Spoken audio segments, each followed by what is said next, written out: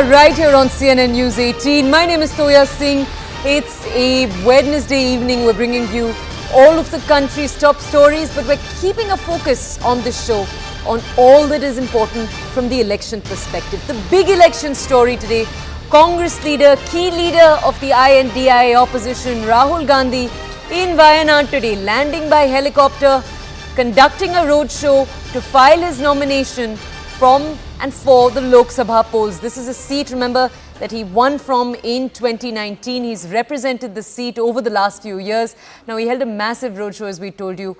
In that roadshow, along with him was Priyanka Gandhi, K.C. Venugopal. You can actually see them on the right side of your screens in the visuals we're showing you. And this marks the commencement of his election campaign in Kerala. And this is as a question mark continues to remain over the big question of whether or not his sister will run from Amethi, Raebareli, these seats in Uttar Pradesh. But let's go back to Kerala for a second. CPI's Wayanad candidate Annie Raja, she is the wife of senior leader in the party D. Raja. She herself is a senior experienced leader. She's also running from the same seat. The high-profile candidates both filed their nominations over a raging row right now in Kerala that plays out in the backdrop. SDPI, which is often identified as the political front of PFI, it's announced its support to the Congress in the last few days. Remember, in Kerala, the Congress runs as part of the UDF, the United Democratic Front, the left. So parties like the CPI, they run in the LDF. Now, Union Home Minister Amit Shah also slammed the Congress on this exact point, the support of the SDPI. We'll take a deeper dive into this entire story over the next few minutes. But first, let's take a look at what Rahul Gandhi had to say. This election is a fight for democracy and for the Constitution of India. On one side are the forces that want to destroy the democracy of this country and the constitution of this country. And on the other side, there is a force that is protecting the constitution and protecting the democratic nature of our country. So that's what the fight is about. It's very clear to all of you who is on which side. It is very clear who's attacking the constitution, who is attacking the democratic structure of this country. Let's go over to our colleague Pallavi to understand more about this big moment. Pallavi, if you could tell our audiences, Rahul Gandhi won this seat with a very good margin in 2019. In fact, he even raised the voting share. 73% of voters turned out for the election before that in 2014 in Wayanad. And that itself increased to 79% in 2019, and that's believed to have been because of the Rahul Gandhi bump, as you've told us in the past too. What you also told us was the big UDF wave we saw across Kerala in 2019. That's largely credited to Rahul Gandhi running from this seat.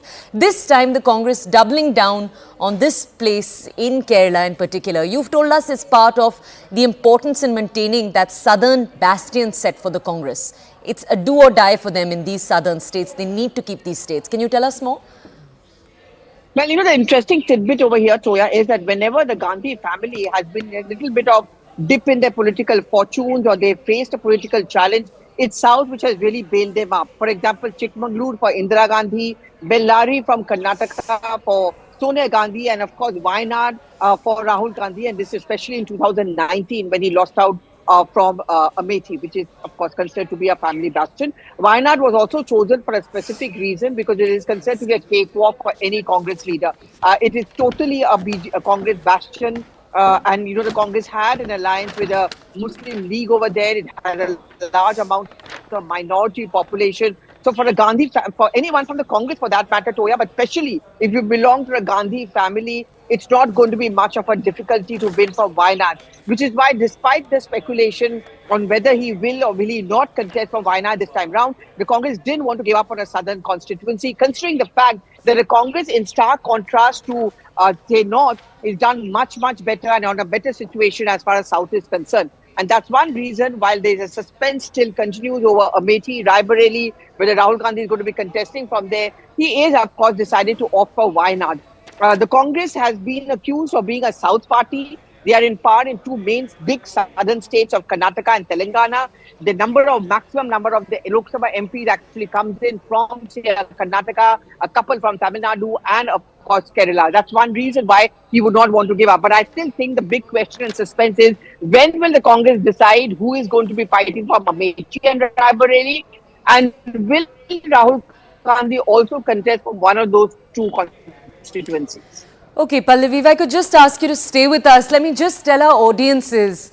Over here behind us, we have our magic wall open. We're just going to show you some numbers over here. So what we have open right now is Kerala in 2014. So we're taking you 2 general elections back. And over here, you can see UDF, remember the Congress, the LDF, the CPI. You can see the seat division. And what we just want to point out to you by showing you this map is the big difference that came in.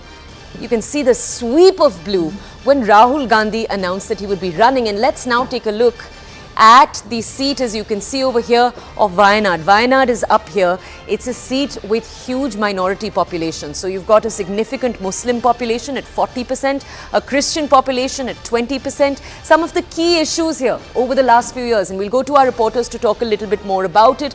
But in most of this part of Kerala, you have the consistent problem of constant flooding taking place. So agricultural issues are front and center in this entire discussion. The other very interesting talking point in the last year itself is repeated incidents, and Rahul Gandhi actually referred to this in his speech today, repeated incidents of elephants interacting with humans, of those encroachments taking place, of human inhabitations into the wildlife, and what more can be done by the government to make sure that deaths aren't taking place because of that. That's a more recent issue that we've seen play out over here. Okay, let's just go back to our reporters who remain with us right now, but that we hope gives you a keen idea of this region in particular. Let's go over to our colleague Aman to understand more now on this story. Aman, there are a few interesting fights taking place in Kerala. If we zoom out, don't just talk about the Congress, we talk about the other parties, the CPI, the BJP. In particular, the BJP. They have fielded their BJP state president against Rahul Gandhi in this same Wayanad seat. So you have Annie Raja, as we've just told our audiences, you have Rahul Gandhi, and you also have the BJP state president running from here. And also, Aman, elsewhere, you have Rajiv Chandrasekhar pitted against Shashi Tharoor. Just tell our audiences, high decibel matches that BJP is also setting up for itself in the same state, despite that they've failed to make an entry here in the past. What's the logic there, Aman? See, Toya, BJP is very eager to make its debut this time in Kerala. It feels that it has put in a lot of effort there in the last 5 years, and it has done a lot of groundwork, especially the BJP cadres, the RSS cadres have worked very hard on the ground. So that is why you see the BJP state president is directly taking on Mr. Rahul Gandhi, or you see Mr. Rajiv Chandrasekhar, the union minister, being sent to take on Mr. Shashi Tharoor. In a way, the BJP has said that, look, we are putting our best generals, best lieutenants in the fight in Kerala. This is a state where nobody gives us a chance. But if you really listen to the BJP top brass and the message of Prime Minister Narendra Modi to the Karyakartas, that they are very hopeful. This time, at least in 2 seats in Kerala, BJP could win 2 seats and make its grand debut in Kerala. That is the aim going ahead. Also, these big fights also, if you see Rahul Gandhi contesting from Wayanad, even in Amethi, when he had contested at one point of time, he was considered unassailable by many. And, second time Smriti Irani defeated him. So BJP going, when a party like BJP fights an election in any state, they fight it with all their might. They don't go with a very positive attitude. And I think that is what the BJP's aim in Kerala also has been. The Prime Minister has been to Kerala at least 4 times in the last 2 months. And a lot of efforts are being invested into the election in Kerala.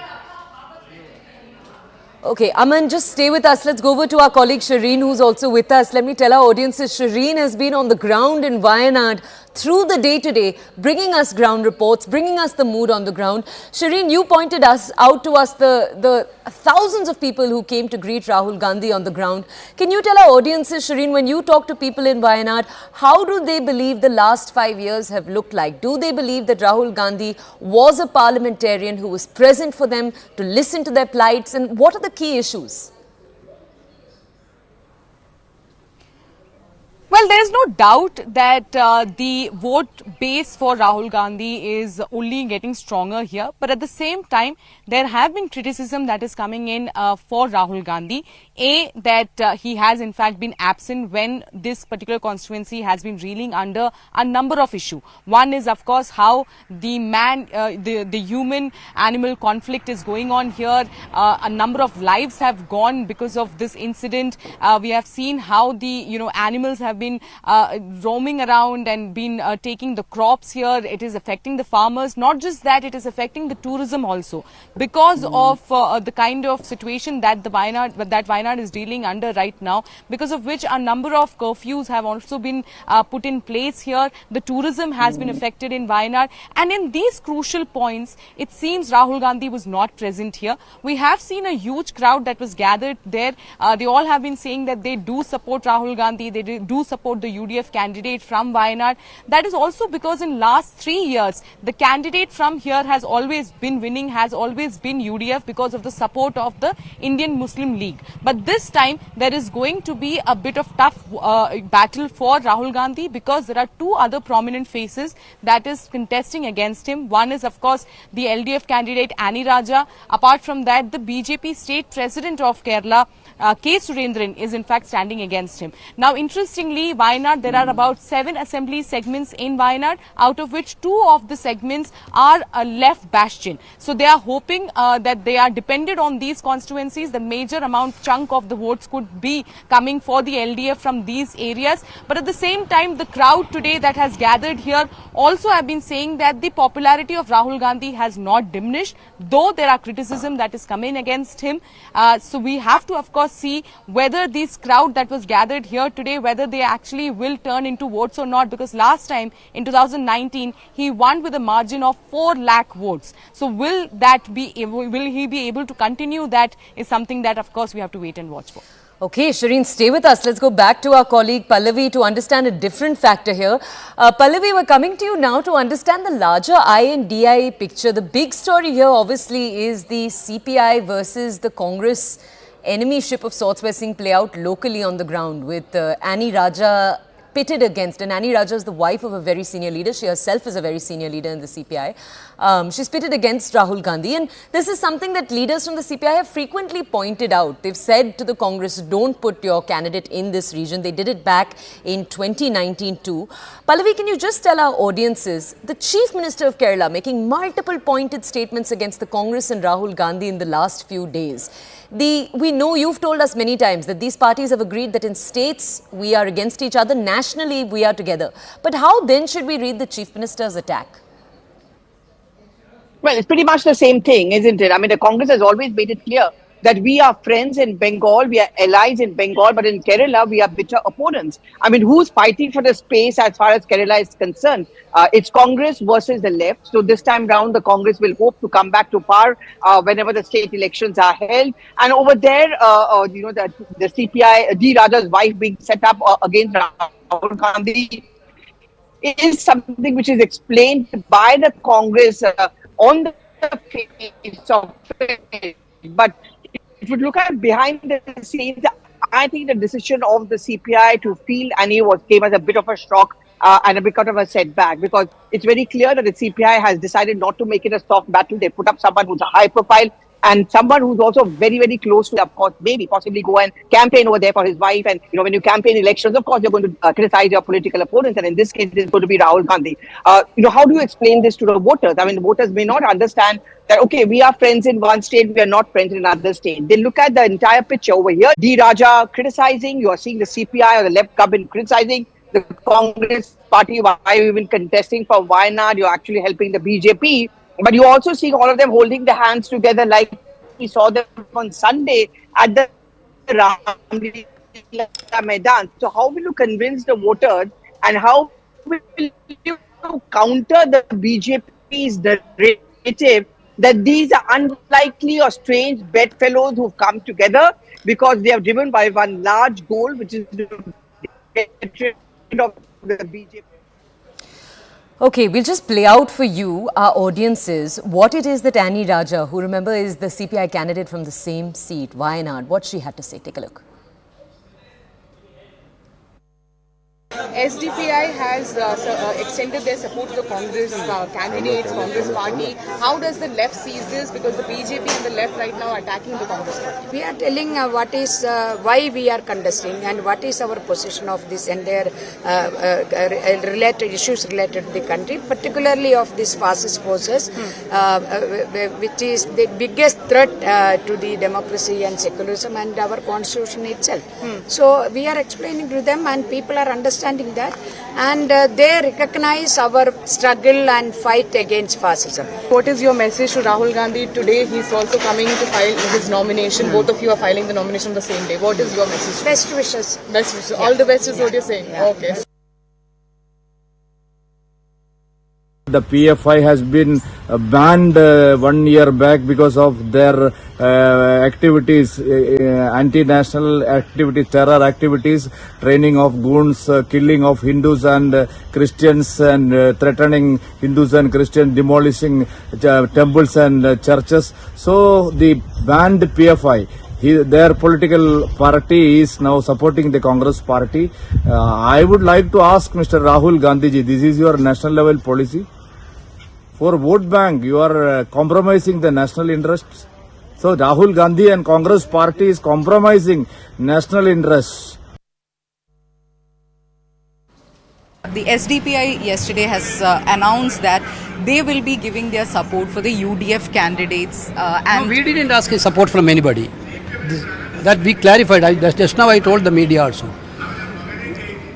Congress party or UDF not officially asked any support from that type of organizations. BJP State President Surendran, who's also contesting in Wayanad, said that Rahul Gandhi should answer because the organizations like SDPI is coming out. That's very clearly Kerala people told, leader of opposition of Kerala, he clearly stated that Congress party or UDF never asked for any support from SDPI. We are not intended to ask also. We are very clear on that. We are against, we are for secularism, we are for love and affection towards the country. नफरत के बाजार में मोहब्बत का दुख है. This is what our slogan. Okay, let's go back to our reporters now for more. Take a step away from the Wayanad story, but stay with Rahul Gandhi. I want to come to ask you the big question on everyone's minds over the last few weeks, which is whether or not Rahul would be running from either Raebareli or Amethi. I just want to ask you, the Congress has now released their 11th list. Last time, all of our answers were in the Congress's first list itself. Do you see this as anxiety or strategic silence from the Congress? Suspense is being built, Toya, that, will the Gandhis contest from there? The BJP has already declared its Amethi candidate, and Smriti Irani, the sitting MP, is going to contest again. It was declared much earlier. And Raebareli, BJP has held on to that announcement because they're waiting to see who the Congress announces. I think the matter here is that, if a party which is planning to enter into a do-or-die election, maybe you put in your biggest names, the first to enthuse the cadre. So many had expected that the first seats on the list of the Congress should have been Amethi and Raebareli. And because Sonia Gandhi is no longer contesting from Raebareli, will Priyanka Gandhi step in her shoes, and will Rahul Gandhi again go back to Amethi to have another political battle with Smriti Irani? But that has not so far come, and already we are seeing BJP leaders taking pot shots that have the Gandhis deserted UP. So I think that is the perception with the Uttar Pradesh in the most populous state. The Congress cannot afford. We'll maybe hear in the next few days, and maybe the decision is still being taken because they were waiting for, as Pallavi was saying earlier, they were waiting for Rahul Gandhi to first file his nomination from Wayanad, and after that decision is announced. But I suppose it would be very, very hard for the Gandhis to not contest from Raebareli and Amethi and leave these seats, because that would have a very, very detrimental effect, I think, on the morale of the entire Congress cadre, not just in UP but even in other states. Because if you don't have your top lieutenants filing from your bastions, seats which you have held on for nearly 4 decades, that shows that the party maybe is not that confident of its chances in these upcoming elections. Just stay with us, please, Aman. Let's go over right now to our colleague Shireen, who, remember, is joining us from the ground in Wayanad. Shireen, we haven't just asked you about the SDPI aspect of this entire story. SDPI is the only wing of the PFI that's not been outright banned right now by the central government. Wayanad in particular, the Muslim and the Christian vote banks are particularly important, big minority chunks here. For the Congress, it's a damned if you do, damned if you don't situation. But what's the resonance of this issue on the ground? Well, you rightly pointed out that it is in fact a very confusing situation for the Congress party, because when it comes to getting support from SDPI, at one point of time it was actually considered to be a very good support, because we have seen earlier that LDF used to take support from the SDPI, be it assembly elections, be it in Lok Sabha election, but now it is a very sticky situation for Congress, because ever since their PFI has been banned in 2022, their image has in fact taken a massive dent. So now a support that is coming from SDPI at this moment and not taking it also is going to be a very crucial decision that the Congress party has to take, because when we talk about Wayanad itself, there are about 42% of the Muslim population that lives here. In general, when we talk about Kerala, there is in fact a good chunk of Muslim population that resides in Kerala. So saying no to them could actually also be keenly observed by the Muslim population here.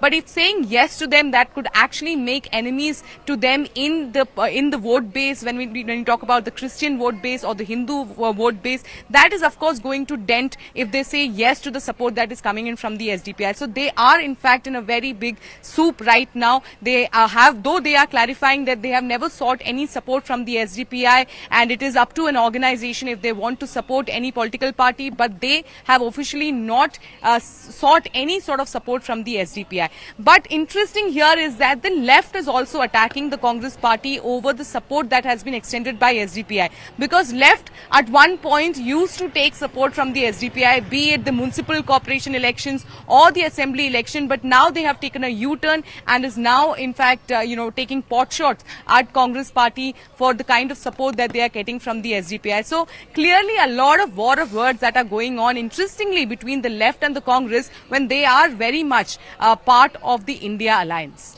Okay, Shireen, thank you for bringing us that context. That's Shireen joining us live from Wayanad in Kerala. Okay, we hope you feel up to date and well prepared to understand the Wayanad story. We're very quickly bringing you updates around campaigning taking place across the country right now. Let's check in first with the Prime Minister. Prime Minister Narendra Modi interacting with BJP workers in Uttar Pradesh through the Namo app today. The Prime Minister said the soul of the victory in elections lies in the victory of the polling booth. He stressed that they will have to work with the resolve to break all old records. And we just brought you the situation in Wayanad. CPI candidate from Wayanad, Annie Raja, filing her nomination against the Congress sitting MP and candidate Rahul Gandhi today. Raja also held a roadshow in the constituency ahead of filing her nomination. Congress MP Shashi Tharoor filing his nomination from Thiruvananthapuram constituency. We spoke about him a little earlier. Remember, BJP's fielded Union Minister Rajiv Chandrasekhar from the same Lok Sabha seat. It's going to be a particularly interesting election. Home Minister Amit Shah addressing a public rally at the National Inter-College Ground. This is in Muzaffarnagar, Shahpur today in Uttar Pradesh. The BJP's renominated the MP and Union Minister Sanjeev Kumar Balyan from the Muzaffarnagar seat in Uttar Pradesh. The Election Commission issuing notices to senior Congress MLA Shamanur Shivkarappa. This is over his sexist remarks. The EC has asked for his response on his statement. Shamanur in his recent campaign made a controversial remark against a female candidate. This is in the Devnagari constituency. And back here in Delhi, Delhi Minister Gopal Rai announcing today that the Aam Aadmi Party will be observing a Samuhik Upvas. This is at Delhi's Jantar Mantar on April 7th. Now, the community fasting will be coming after the arrest of the Chief Minister, Arvind Kejriwal. Remember, he became the first ever sitting Chief Minister to be sent to custody without a conviction. And this is a big development that took place just a few minutes ago. Boxer Vijender Singh, someone who was a prized member of the Congress party, has now joined the BJP ahead of the Lok Sabha polls. Vijender Singh has joined the Congress. He joined it back in 2019. He fought elections from the South Delhi seat. Now, it's said, and he has himself said when asked about it, he's referred to it as a ghar vapsi for himself. He said he joined the BJP for the development of the nation and to serve the people. Just take a look at what he had to say. जी काफ़ी excited हूँ और आज Bharatiya Janata party में शामिल हुआ हूँ और 19 में मैंने कांग्रेस से चुनाव लड़ा था, लेकिन मैं चाहता हूँ कि मैं देश के विकास, देश की तरक्की के लिए भारतीय जनता पार्टी से जुड़ा हूँ और मैं इसके लिए लोगों का भला कर सकूँ।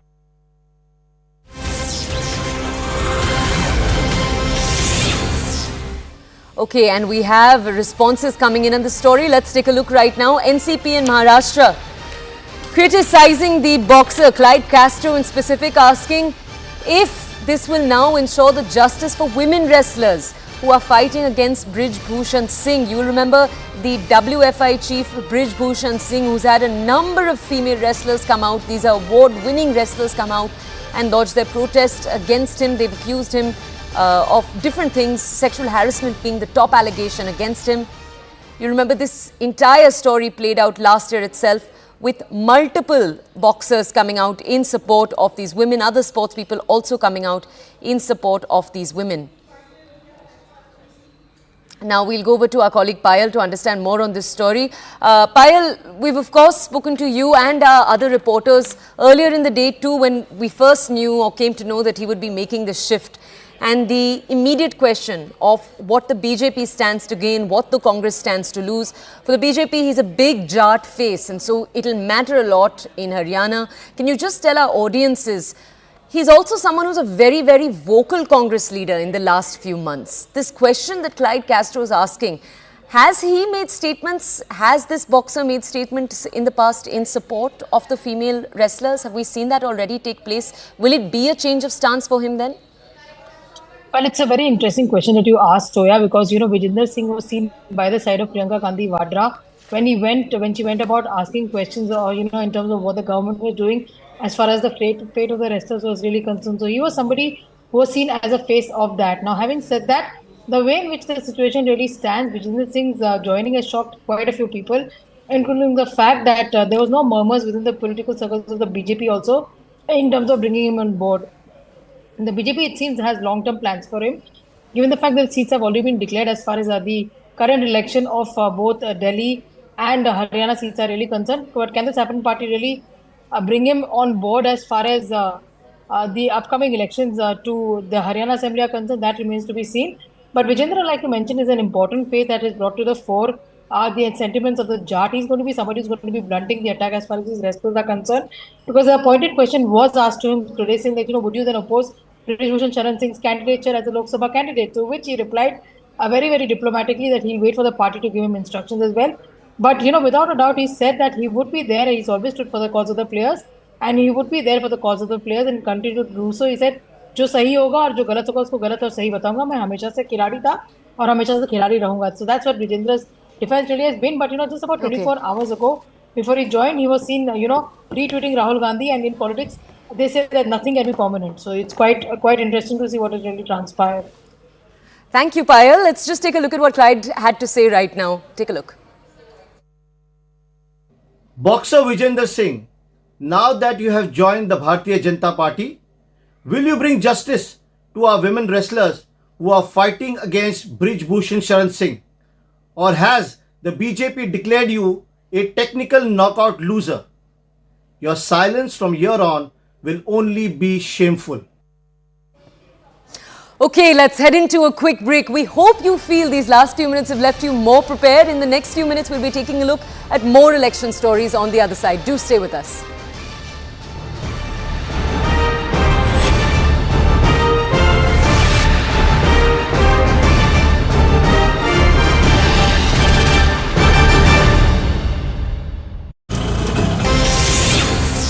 And amid the controversy over Katchatheevu Island, now External Affairs Minister S. Jaishankar has made another big claim. He has said, and I quote, in 1950, there was an exchange of views between Sardar Patel and Jawaharlal Nehru. Sardar Patel had warned Jawaharlal Nehru about China. In fact, Sardar Patel had said that today we are facing a situation of two fronts, which are Pakistan and China, which for India has never happened in our history before. Now, to this, Jawaharlal Nehru replied that you are unnecessarily suspicious of the Chinese.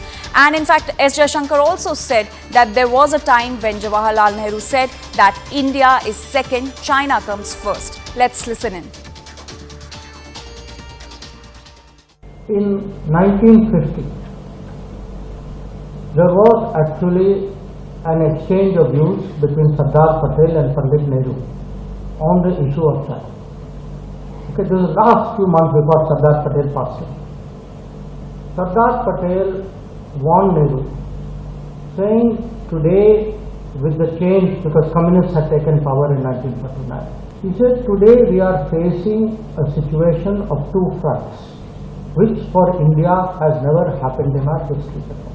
So in the case of Pakistan, I think people know that Sardar Patel was opposed to our going to the United Nations. Because he knew that in United Nations, different powers will use the United Nations. हमारे आपको पता है कि जज जो है, अगर ईमानदार जज नहीं है, so who will go to that court?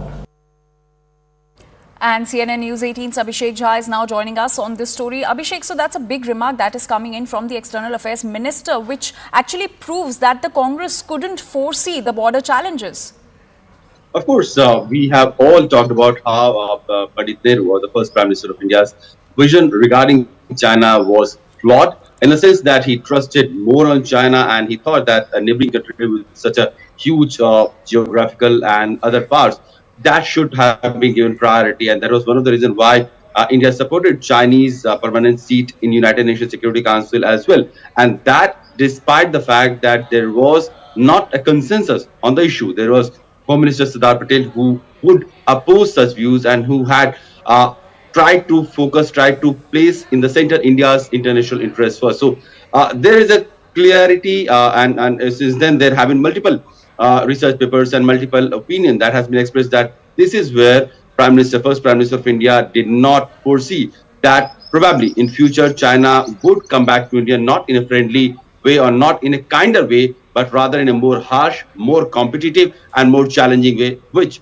now the India is facing with the Chinese border clashes and Chinese competitiveness, especially in the region. Absolutely, Abhishek. In fact, another remark that has been made by the External Affairs Minister is that for Jawaharlal Nehru, India came second and China was his first priority. Well, that is to a great extent that is true, because India had just gotten independence and it needed a lot of friendship and ties from across the world. And China being in the neighborhood and being a huge power, that also needed to be pleased. So this is what the approach of the first government of India was, that China needed to be pleased rather than China needed to be dealt with a level-headed or at an equal platform. And this is where the entire concept of foreign policy had been not appropriate, especially.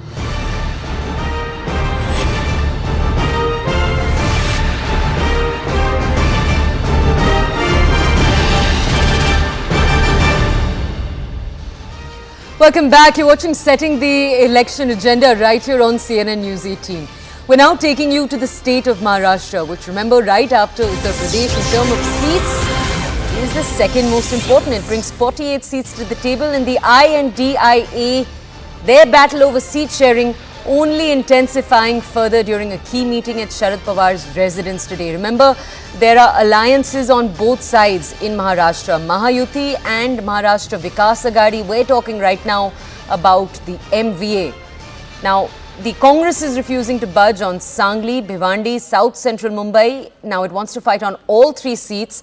Remember, the alliance is an alliance of the Congress, the NCP, but a faction that is led by Sharad Pawar, and of course a faction of the Shiv Sena that is led by Uddhav Thackeray. Now, we're going to bring you more context, but both Sharad Pawar, Uddhav Thackeray, keen on putting their own candidates in these three seats in particular.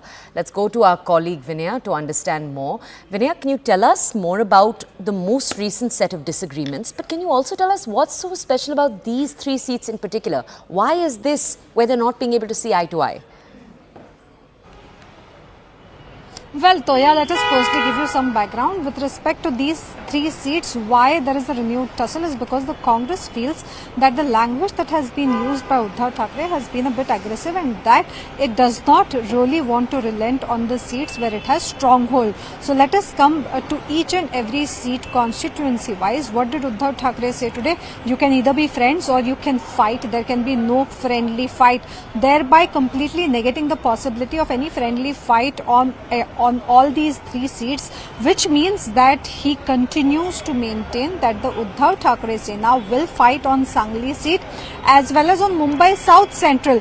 Both these seats are something that the Congress desperately wants. In fact, Congress has time and again said that it would want to contest today after Uddhav Thackeray has reiterated his stance on Sangli. In fact, he went ahead to say that the Congress should now tell its cadres to start working for the Shiv Sena candidate. This has clearly drawn the ire of the Congress party leadership, because on one hand we have seen Vishwajit Kadam, who has already written to the party leadership saying he will not attend any campaigning meeting till the party takes a clear stance on this. On the other hand, state Congress leadership has maintained that it would want to fight from Sangli and it is not willing to give up on that seat. So when that key MVA meeting takes place at Sharad Pawar's residence within half an hour to 1 hour from now, the Congress will likely take an aggressive stance and put its foot down, saying that with respect to both Sangli as well as Bhiwandi. Now, Sangli is where Uddhav Thackeray has announced a candidate already. Bhiwandi is where NCP Sharad Pawar has already declared that he is going to fight from that. He is going to field a candidate from there.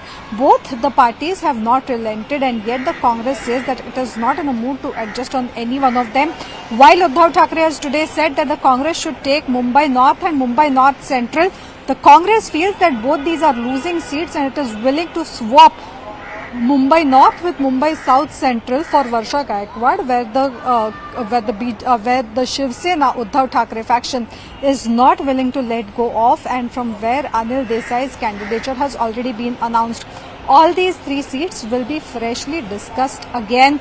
We have been told that today's meeting will be a key meeting where the Congress will finally put forth its stance and say that it is not agreeable to any understanding or negotiation on these three seats. It is likely that the party high command will take up this matter thereafter, and it will be resolved once Sharad Pawar, Uddhav Thackeray and the central leadership of the Congress hold a discussion on this. But clearly things not going well, and all these three parties are not on the same page when it comes to these three constituencies. Though it's another story that with the Mahayuti, the tussle is much worse and on many more seats. Back to you. Thank you, Vinay. Just stay with us. We'll come back to you in our next story. More breaking news coming in from the state of Maharashtra. Let's take a look. Okay, and we're moving now to in Maharashtra, a different region. We're taking you to Satara, where Prithviraj Chavan is likely to be in the Lok Sabha fray. The Congress is revealing that they want him to fight from Satara. Sources have revealed to News 18 that Pawar asked him to fight on his party symbol. Remember, the party is struggling to find a candidate to contest this seat. We'll bring you more context, but this on your screens, the senior Congress leader, the former chief minister, he's seen as a strong candidate to retain the seat. It's a seat that the party won in a by-poll in October 2019. Let's go back to Vinaya Deshpande to understand more. Vinaya, Srinivas Patil refusing to sit because of health reasons, I believe. And the party is struggling to find someone they see as a suitable candidate. Can you just tell our audiences what the challenge is there? Is it true that he himself is insisting he'll only do it on a Congress ticket?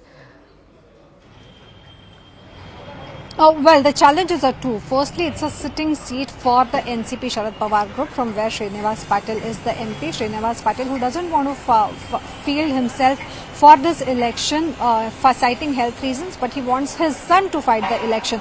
His son does not hold the kind of clout that Srinivas Patil brings to the table, and that is why Sharad Pawar is not yet willing to field the son. There are others in the fray as well, but when it comes to finding a candidate, Sharad Pawar has not been able to find a suitable candidate. So top sources have told us that recently a meeting took place between Sharad Pawar and Prithviraj Chavan, where Sharad Pawar offered to Prithviraj Chavan that he should fight the Satara seat on the symbol of Tutari, that is the symbol of the NCP Sharad Pawar group. Prithviraj Chavan making it clear that though he was keen to fight in that contest, he will fight only on the symbol of the hand, which is the Congress symbol. Thereafter the talks stopped. So it is a seating seat for Sharad Pawar. It will have to be seen on whether he will agree to exchanging that seat with anybody else, with any other seat really. But that is a tussle that we are seeing. Prithviraj Chavan clearly in the fray for Lok Sabha. The Congress willing to back him up. He is a strong candidate against Udayan Raje Bhosle, somebody who comes from royalty, somebody who has fought a long battle and has gone well up to Delhi, has met Amit Shah as well to secure a ticket from Satara. Somebody will have to be fielded against him. It would have been Srinivas Patil, who was the sitting MP from Satara, who is not going to contest this election. So while on one hand Sharad Pawar is looking for an apt candidate, on the other hand Prithviraj Chavan says since he will fight only on the hand symbol, it will have to be seen as to how those negotiations go.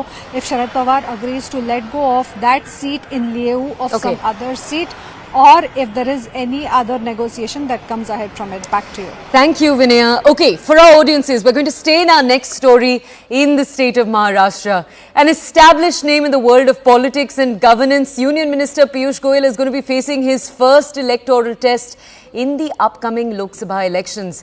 He's one of the top ministers in the Modi government. He's a Rajya Sabha face, and like a number of other Rajya Sabha MPs, he's going to be testing the electoral waters. In his life, this is the first time he's going to be up in a contest like this. He's hailing from Mumbai. Mumbai is where he was born, and it's right back in Mumbai that he's going to be contesting these general elections. This is particularly from the Mumbai North constituency, and very interestingly, his own mother was a several-time MLA from the Mumbai region too. CNN News 18's Yasha Kotak brings you this interview. Take a look. Sir, how do you think you'll go ahead with the campaigning? This is a BJP dominant seat. This is a BJP dominant seat, and how do you see the love of the people ready for you here? The whole country stands with Prime Minister Modi. North Mumbai is going to give a sweeping victory to show that the country stands with Mr. Modi. The people of North Mumbai are sending their wishes and blessings to Prime Minister Modi to make India a developed nation by 2047.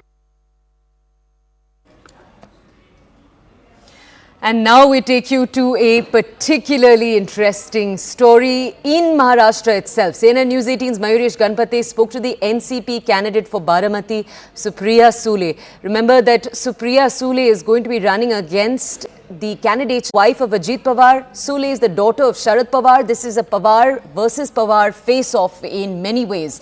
Now, we just bring you more context, but Sule herself saying that she has no corruption charges against her and people in Baramati support Sharad Pawar. Take a look. This is the interview.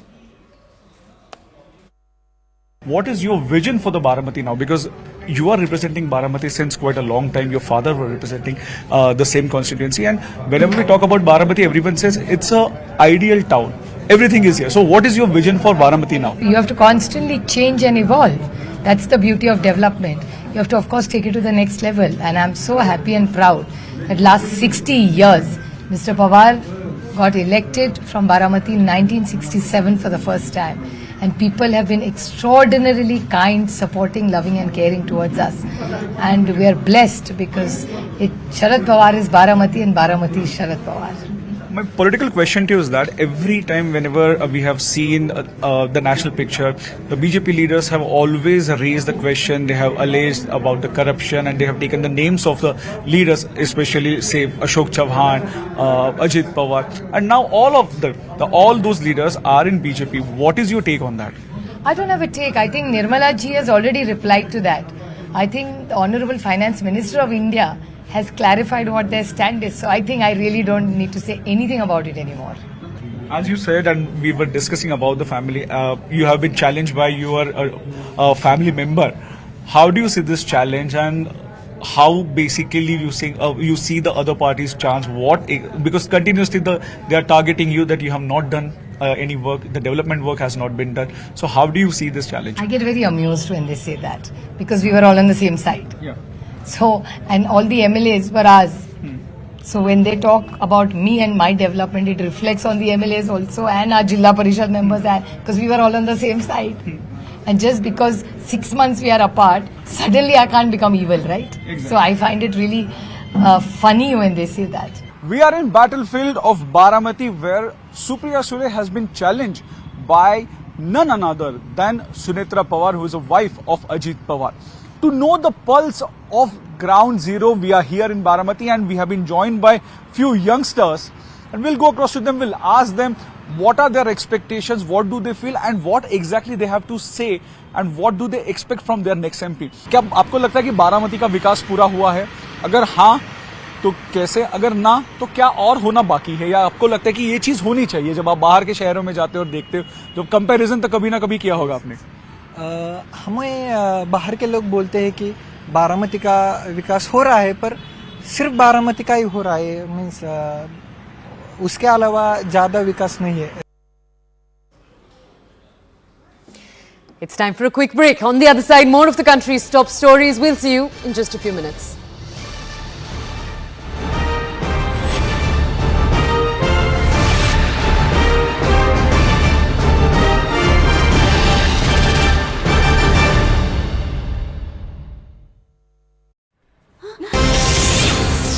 And amid the controversy over Katchatheevu Island, now External Affairs Minister S. Jaishankar has made another big claim. He has said, and I quote, in 1950, there was an exchange of views between Sardar Patel and Jawaharlal Nehru.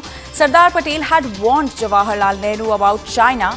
In fact, Sardar Patel had said that today we are facing a situation of two fronts, which are Pakistan and China, which for India has never happened in our history before. Now, to this, Jawaharlal Nehru replied that you are unnecessarily suspicious of the Chinese. And in fact, S. Jaishankar also said that there was a time when Jawaharlal Nehru said that India is second, China comes first. Let's listen in.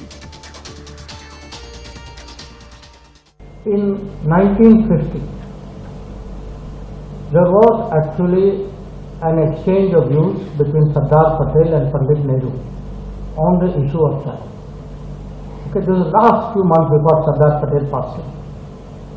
Sardar Patel warned Nehru, saying today with the change, because communists had taken power in 1949, he said today we are facing a situation of two fronts, which for India has never happened in our history before.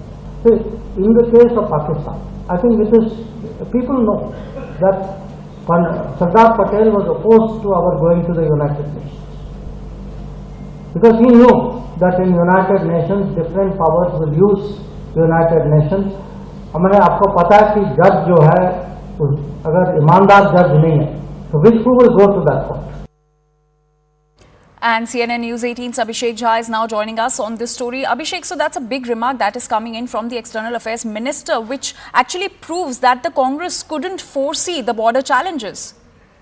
Of course, we have all talked about how Pandit Nehru, or the first Prime Minister of India's vision regarding China was flawed, in the sense that he trusted more on China and he thought that a neighboring country with such a huge geographical and other parts, that should have been given priority, and that was one of the reasons why India supported Chinese permanent seat in United Nations Security Council as well, and that despite the fact that there was not a consensus on the issue. There was Home Minister Sardar Patel who would oppose such views and who had tried to place in the center India's international interests first. So there is a clarity, and since then there have been multiple research papers and multiple opinion that has been expressed that this is where first Prime Minister of India did not foresee that probably in future China would come back to India, not in a friendly way or not in a kinder way, but rather in a more harsh, more competitive and more challenging way, which now the India is facing with the Chinese border clashes and Chinese competitiveness, especially in the region. Absolutely, Abhishek. In fact, another remark that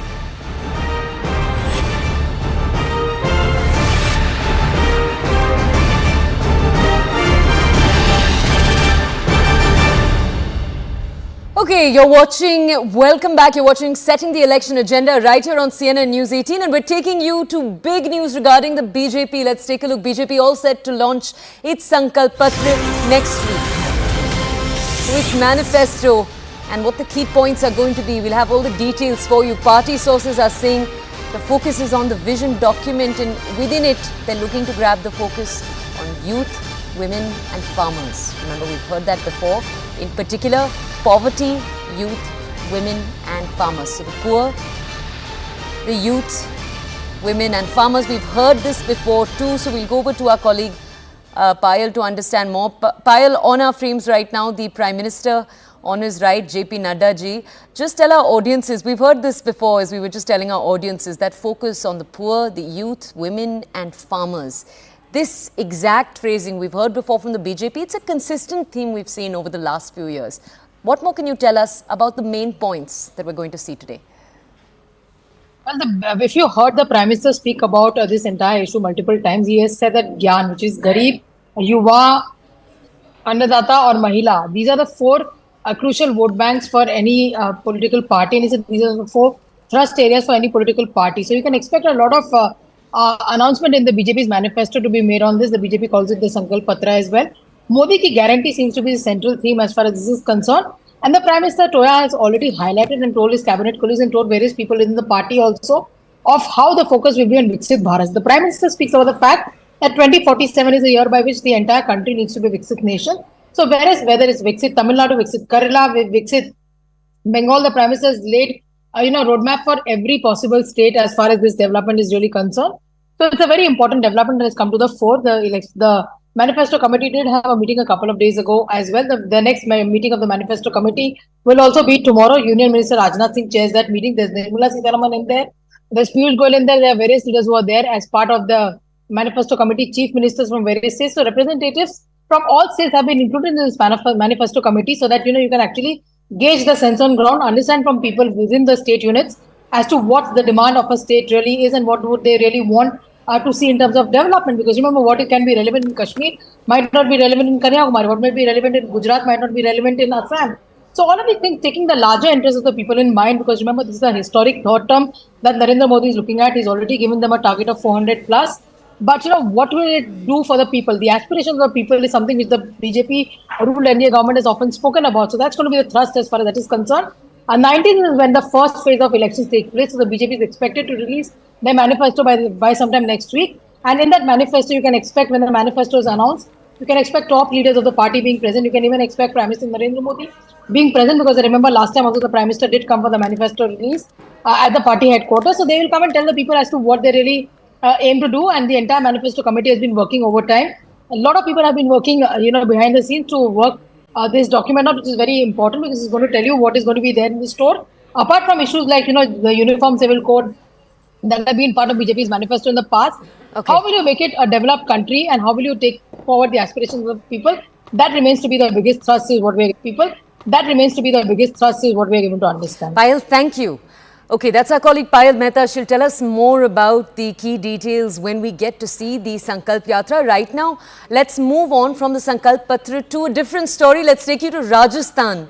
In the northwest of India, we're taking you to the northeastern part, Alwar in particular. The Lok Sabha constituency is one of the 25 Lok Sabha constituencies, and we'll bring you more details about Alwar itself. But as you understand the Rajasthan story, it's important to understand that in 2019, the BJP had almost a clean sweep. So of the 25 seats, it won for itself 24 seats. Alwar in particular has been a traditional bastion of the Congress. And it's the Congress that has won the seat 11 times since 1952. However, the BJP believes it's made inroads this time and that the picture will be different. It did get the seat already for 2 consecutive terms, 2014 and that sweep we told you about in 2019. Take a look. This is a ground report from my colleague Arun Dhanta.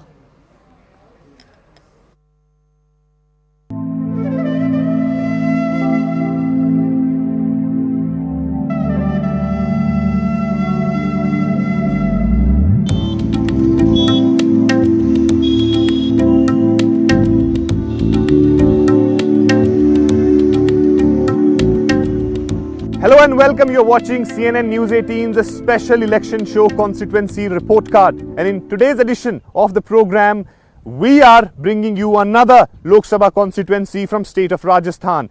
A Lok Sabha seat which is surrounded by Aravalli Hills and also a Yadav-dominated seat. I'm talking about Alwar Lok Sabha. This time around, the battle is between a young leader of Congress party, Lalit Yadav, and also, of course, BJP's senior leader and Union Minister, Bhupendra Yadav. Remember, this seat has been in the BJP's kitty for last 2 times in 2019 and 2014. This time around, Bhupendra Yadav has been given responsibility to contest from this seat, and also remember, this will be the debut of Bhupendra Yadav to contest Lok Sabha elections for the first time. Remember, in recently concluded assembly election in this Lok Sabha constituency, Congress won 5 assembly segments and BJP won 3. So who's going to be the champion of Alwar? We'll tell you through this our special report on CNN News 18.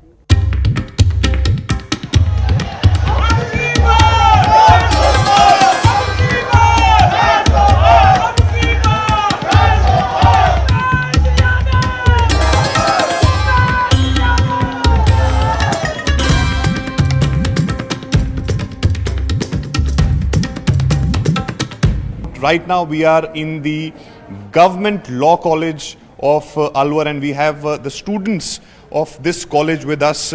What are their viewpoints, what they think about the election process, and what they consider will be best for Alwar? We'll find out. First, you see these posters which they are carrying in their hands. It talks about the importance of voters and how important it is to vote, to cast their vote. So this is a wonderful message which these students of this Government Law College is giving out to everybody.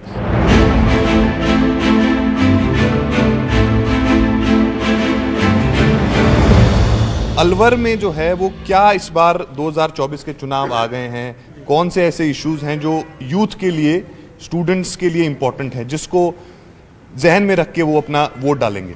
Ji, students के लिए सबसे मुख्य बात तो ये है कि उनके शिक्षा के ऊपर जो ध्यान दे, उनके भविष्य के जो ध्यान में रख करके। भूपेंद्र यादव के बारे में लोग कह रहे हैं कि वो तो यहाँ के रहने वाले नहीं हैं, बाहर के हैं, तो वो युवाओं के लिए ये सब चीज़ें मैटर करती हैं, कुछ और मैटर करता है? नहीं सर, मैटर करता है सबसे पहले काम। उन्होंने केंद्रीय मंत्री रहते हुए अलवर लोकसभा क्षेत्र के लिए अनेकों काम किए हैं।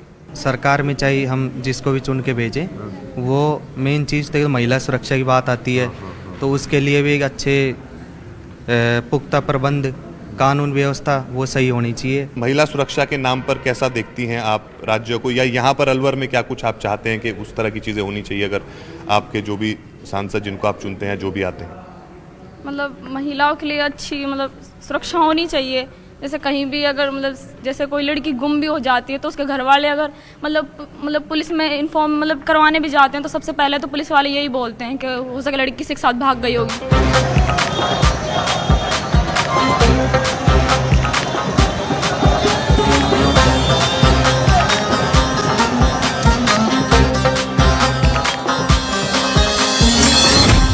चुनाव आ गए हैं, अभी हमने देखा कि सामने से जो है वो एक रैली निकली है, तो क्या माहौल क्या है आपके अलवर में? माहौल क्या, बीजेपी का माहौल है यहाँ पे पूरा। कैसे, क्यों? क्योंकि मोदी की जो गारंटी है वो कोई गारंटी दे ही नहीं रहा ना, केवल मोदी ही ऐसा व्यक्ति है जो गारंटी दे रहा है इस समय। इस तरह से जितनी भी सुविधाएं हैं वो उपलब्ध करा रहा है देश में। क्या माहौल है आपके अलवर में? बीजेपी का। बीजेपी कैसे? वो लोग कह रहे हैं कि ये तो बाहर के रहने वाले यहाँ के हैं नहीं, अलवर के नहीं। नहीं, उससे कोई फर्क नहीं पड़ता, उनको देख के वोट मोदी को जाएगा।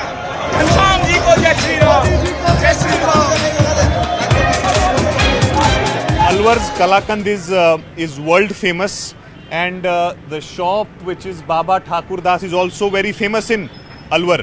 जितने लोगों से हमने पूछा, एक तो हमको पता चला कि अलवर कलाकंद के लिए बहुत फेमस है, दूसरा आपकी दुकान का भी नाम लिया कि बहुत फेमस है, तो कितनी पुरानी ये दुकान है और क्यों फेमस है आपका कलाकंद ऐसे? सर, हम पार्टीशन के बाद यहाँ आए थे सन 47 में।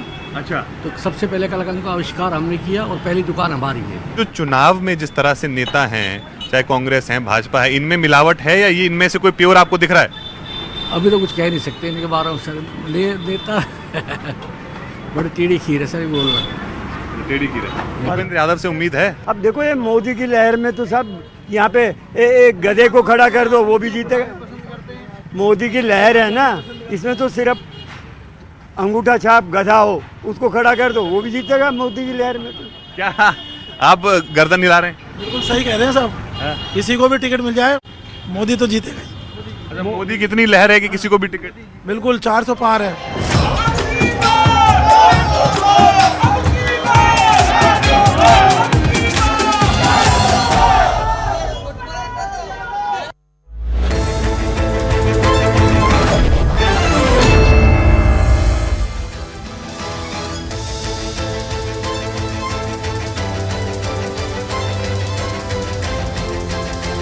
Welcome everyone. Thanks a lot for staying with us. You're watching Plain Speak with me, Shivani Gupta.